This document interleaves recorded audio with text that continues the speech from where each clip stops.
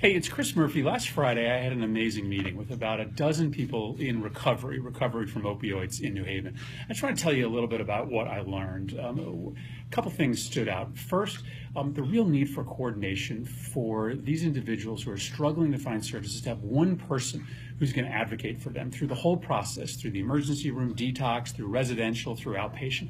They don't have that right now, and we've got to find a way to fix that. Second, almost all of them got onto heroin through prescription drugs. I asked for a show of hands, and probably 2/3 to 3/4 of the room started out on pills that were prescribed by a doctor for an injury. We have got to crack down on these physicians and these hospitals that are sending people out with 30 or 60 days of Percocets. It doesn't make any sense.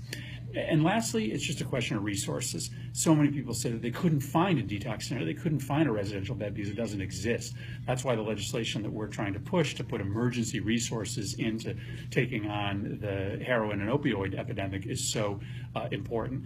So I'm trying to do these meetings with people who are, can talk to me about lived experience, because I think that's the best way that ultimately we're going to get on the right path to trying to solve this epidemic, this crisis, this stain on our country of the heroin and opioid epidemic.